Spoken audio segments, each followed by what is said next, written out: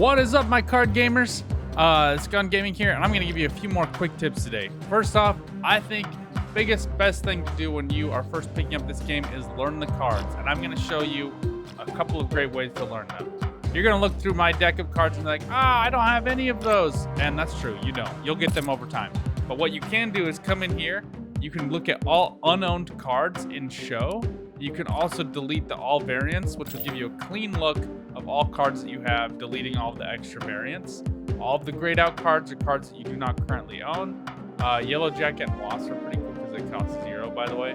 Only ones that cost 0. You can get other ones through, you can get one through Thor, which is Mjolnir, and then you can also grab them through Jane Foster Thor, who is a separate Thor variant.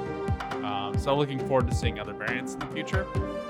But anyway, that's neither here nor there. You can also see they have other cards. It looks like Black Panther here that maybe are just unreleased or that you have to get through a specialty series. I don't know. But we'll come back to that at a later time. This might be Kang, actually. But anyway, what you need to know when you're first starting out are the basic archetypes. And one easy way to do that is to go to the filters, and it's going to give you all of the basic archetypes right here. No ability is actually one. And you can, one fun card that leads into no ability here is actually, why is he not on here? I guess he has an ability, so, 1 second. But the whole deck I feel like would kind of revolve around Patriot a bit, so you just have to kind of wait to get him. But your cards with no abilities have +2 power, so pretty valuable.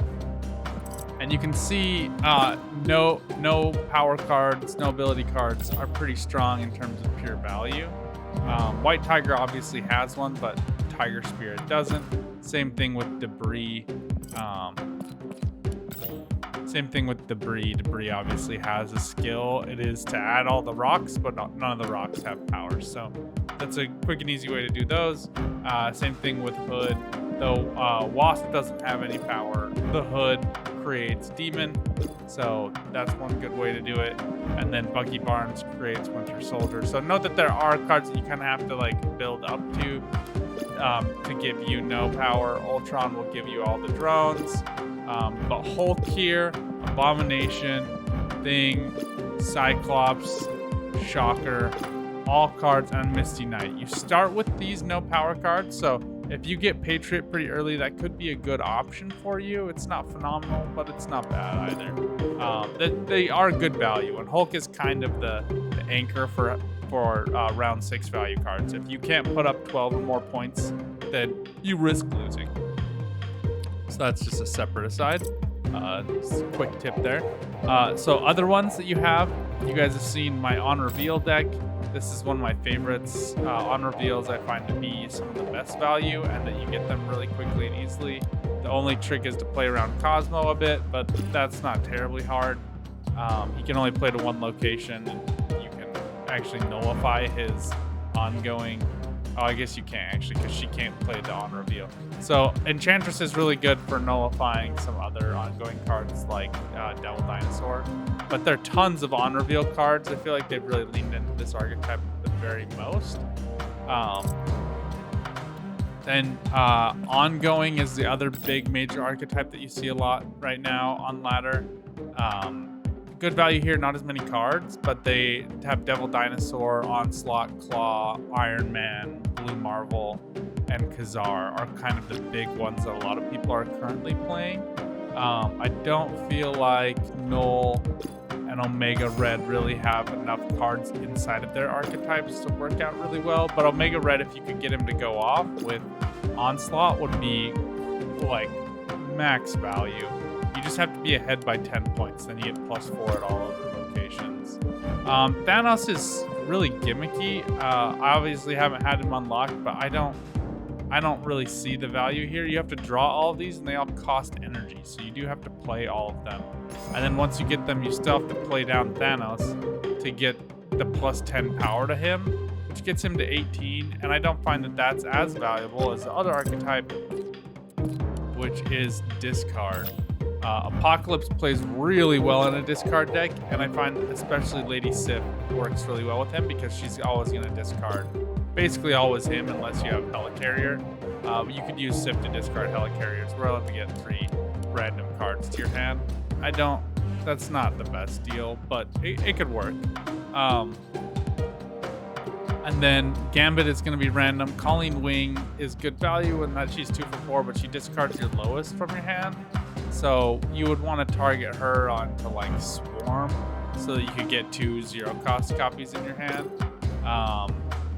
You wouldn't want that to end up targeting like Blade or Morbius.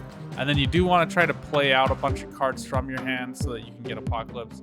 You could do Hell Cow to get a double Apocalypse discard, and every time he's discarded, he's going to go up by 4 points. So once you get him to 16 points, he's basically unbeatable, and even if you went up against Thanos, you just discard him again, and that would be 3 discards would get him to 20 points, which is even better than a maxed out Thanos. Hela so there are some fun things inside of the discard. Hela's going to play all of the cards that you discarded from your hand to random locations. So if you had big value cards that you want to discard, that'd be a good way of getting rid of them.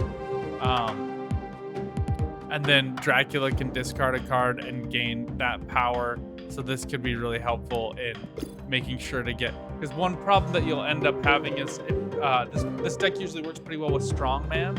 And Strongman has to have 0 cards in your hand. But Apocalypse takes 6 power, so you can't play him and a 1. And you'll usually end up with him in your hand because he never actually gets discarded, right? He always gets this added power. So... so having Dracula could be really helpful to just get that last card in your hand out.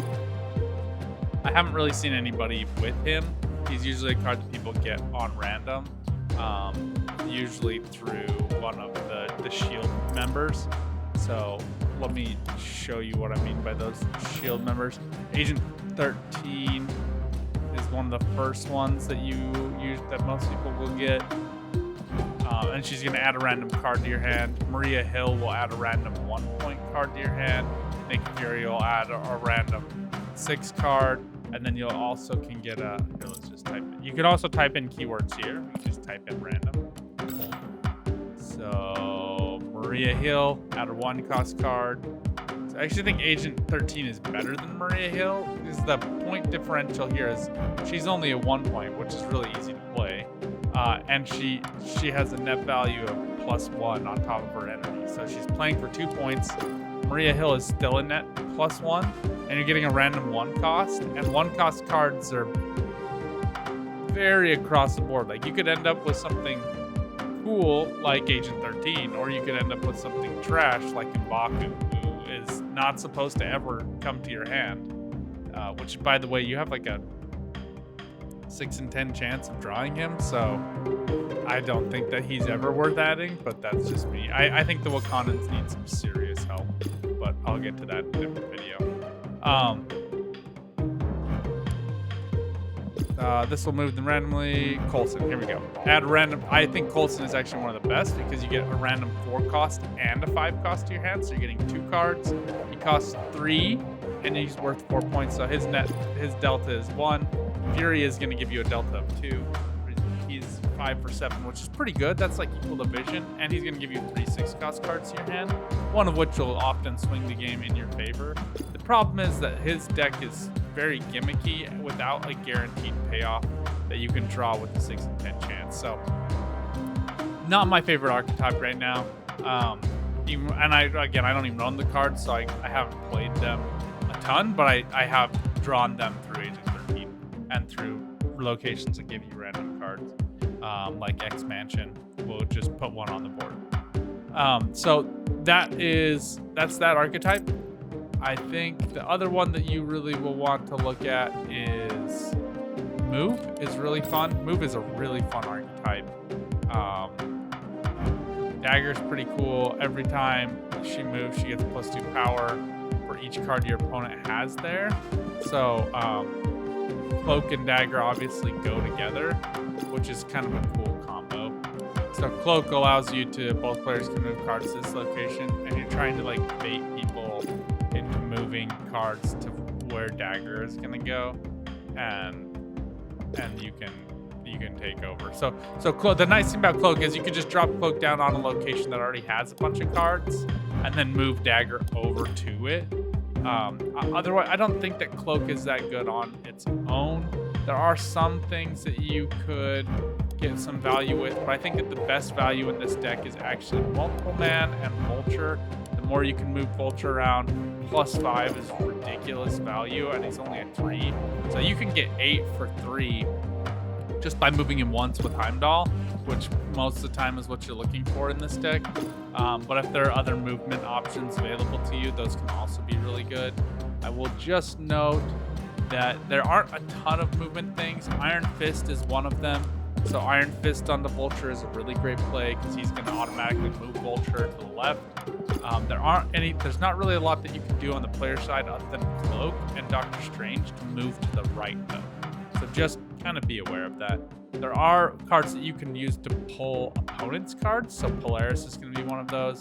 Move an opposing 1 or 2 cost card to this location. And I really like that Polaris and Magneto mirror each other since they have very similar abilities in the lore. So, but then Magneto is going to move all opposing 3 and 4 cost cards to this location. So he's 6 or 12. So if they've already capped out the value on that location, it can be really valuable. But it's here. This is kind of like I said, the Hulk benchmark, where he's giving you 6 for 12, which is equal to Hulk. So and if they've played that turn Hulk to that location, then you can't. You're not gonna swap places with anything. I think he would be a little bit better if he was maybe like 6 for 10, and you like swap the biggest card, your opponent's biggest value card, for their lowest value card, something like that at a location. That'd be ridiculously powerful. So maybe it would have to be like 6 for 6 and do that.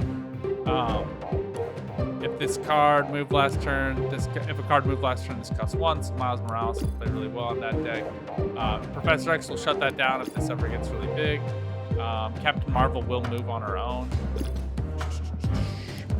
Arrow's pretty cool, but a little weird. Move all enemy cards played to this location.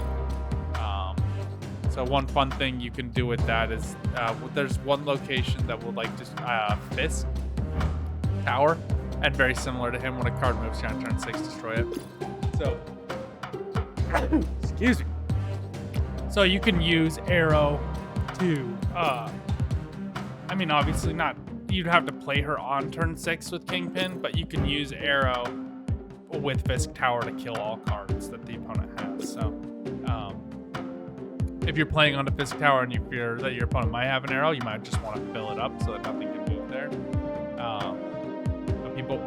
People could try to move you around a little bit, but it would require Polaris to do that. So that's what that is, and that's what that does. Oh, the one other thing I was going to say, Multiple Man is really, really valuable in this. You want to use Forge or Hulkbuster. Let's go. I don't know if it says like boost or add value. No. Let's just look up. So Hulkbuster is going to merge this card with a random friendly card at this location. So this is really valuable with our boy, and we'll do, so merge is just adding his value to that card. So he's just gonna go underneath it and give that card extra value. So, and I'll explain why that's helpful in just a minute. And we're also looking for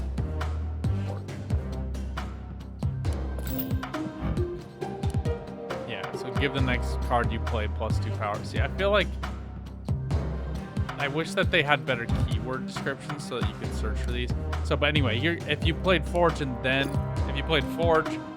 Multiple Man, then Hulkbuster, you could get Multiple Man up to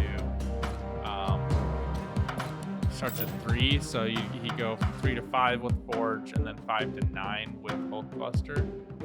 And he has a 2. He's a 2, not a 1, so you can't get killed by Elektra. And then what you'll do is you'll just move him around with Doctor Strange. We'll pull him to another location, and then you can use Heimdall to move everybody over to the left. So you can have a 9-point card in your leftmost location, your middle location, twice, because you'll pull your left one over the middle twice, once with Doctor Strange and once with Heimdall, and then you'll also have one at the leftmost location. And you can put Heimdall anywhere. Heimdall is the one card that doesn't move, so you can put him on the right, you can put him on the left. You'll get double multiple men and Doctor Strange on the far left side because of that. So you'll be at like 21 points over there, which makes this like a really fun deck, but it's really gimmicky and it's hard to get all of that value, and you have to get those draws in the right order. It's personally not my favorite right now. We'll get there, but not right now. The one other deck I really kind of wanted to say, I think there's an archetype that's being built up right now, but it's not a fully fleshed out common ability, and it's something that we're gonna have to pay a little bit more attention to. But is what I'm gonna call the do nothing deck, and it's gonna revolve around Sunspot, the Infinite, who's gonna you can't play a card before him, and She-Hulk. So basically, She-Hulk and Infinite require you to skip rounds, but you can play She-Hulk on round 4 if you just don't play round 3. So you can get out a 10-point card in round 4 if you don't play in round 3. So really, really good value that you can get out of She-Hulk. So you can basically play Sunspot round 1, something else round 2, doesn't matter, maybe like Storm, and then round 3, and then round 3 you skip, play She-Hulk round 4, and then really you could play 1-point card in round 3 because in round 4 she would cost 4. So that's another thing you can do, and then you can just skip and play Infinite. I'm not 100% sure how that's going to work, but it'll be interesting to see exactly how that works out. And then Death, I think this Death is really fun in it. Oh, I forgot to mention, I already made a deck about it, but Destroy is actually a really fun archetype. Killmonger is really, really good. I'm really hoping to get him. He's a very clutch card to deal with Khazar decks. Khazar Blue Marvel. One of the things, like a Khazar Blue Marvel deck is kind of an ongoing deck. I already pointed out those cards in the ongoing one. But it's one of the best value decks that you can make right now, where you can play to a bunch of locations, get a ton of points. And if you get like Khazar Blue Marvel and Onslaught all on the same location, your 1-point cards from Squirrel Girl procs are just going to be worth, let's see, 1 point base plus 2, so 5 points. And that's just really hard to combat. You can't play that many other cards that readily or with that much availability. Note also that they did have tweaked like Winter Soldier here to be 2 points, but that's not necessarily true. When Deadpool gets bigger and badder, he just gets more value. There's another one I'm thinking of. You also want to check to make sure that they destroy them. I think Venom is better than Carnage, but Carnage does the job. If you're trying to play this archetype, Carnage will do it for you. Get Carnage, Deathlock. And I had been playing the Destroy deck with the discard deck. I don't think that is maximum value, and I think it'll take some work to make that an accessible deck. And eventually we should be able to get enough cards that we can play Destroyer here. She's just a little bit tough. You could get her earlier, but it's just kind of tough to get her. But Destroyer maybe could play well with like Shang-Chi, where you're killing the enemy's biggest card, and then you use Destroyer to kill nothing underneath the armor. Colossus is invulnerable. Wolverine will come back. But he's turn 6, so you can't get the value off of. So Bucky Barnes will also spawn Winter Soldier automatically, so he will work. Nova will boost all your cards, so he will work. But you can't get value out of things like Deadpool because he's going to come back to your hand. So, pros and cons with that one. And then Null, I just don't think that Null is worth the points right now. Every time I get him, when I get like a random 6 card, there's I can't remember which location it's called, but there's a location where if you fill up the location first, you get a 6-point card. And every time I get Null, I just forfeit because Null is just the combined power of all cards destroyed this game. So, and most of the cards you're destroying are like Bucky Barnes, which is 1, Nova 2. So like maybe. I actually haven't tested this because I don't have it natively in my deck, and I haven't been able to build a whole deck around them. Like maybe you get the Wolverine value back. Maybe you get the Sabretooth value back. Sabretooth is pretty good for this too, but Sabretooth is like Deadpool in that they come back to your hand and it costs you 0 to play again. But that could be valuable for Null in that those cards are worth points again in your hand. But nothing else here is all that great. I think you would have to have Gambit and probably Shang-Chi to blow up opponent cards to get that value to Null. But as of right now, I think Zola is better, where you're able to destroy a random friendly card here, add copies of the other locations. He's worth 0 points, but if you were to blow up like Devil Dinosaur and put that at 2 other locations, think about a boom, that might be the winning play of the game. One last thing, Galactus is like such a big bad in the universe, and especially with them focusing on Silver Surfer right now. I find his card to be a little stupid, to be honest, because he can only be the only card at that location to destroy the other ones. So if you've thought of a cool way of using Galactus, let me know. And for anybody who's like, I'm not going to play that deck, that doesn't matter. All of this, and I'm describing all of this because all of this is important for my next video, where I'm going to walk through things to look out for in games. And you need to know what your opponent's going to play and be able to calculate in your mind, okay, what's the worst possible scenario that could happen to me?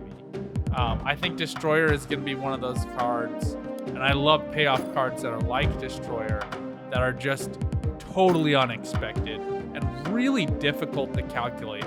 Not only because it's hard to see what's going to change with Nova and all that stuff, not so hard to count underneath armor, but you don't know where Wolverine's going to end up.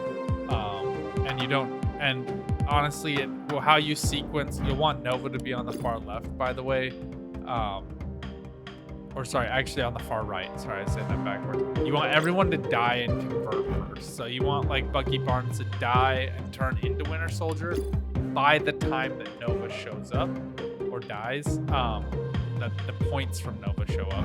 Because when Nova dies, he's going to boost everyone by 1. So you want that to happen sequentially. On the reverse side, if you're playing Carnage onto Nova, you want it to go Nova, then Wolverine.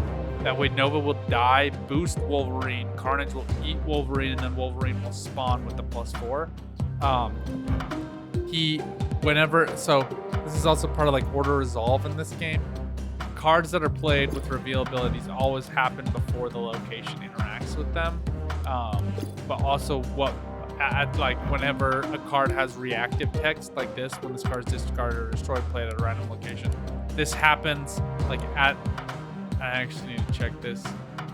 Because it's not played, it doesn't interact with locations, let's say, when a card is played here.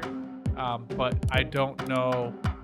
This definitely happens after all the interactions happen with the location of the card played.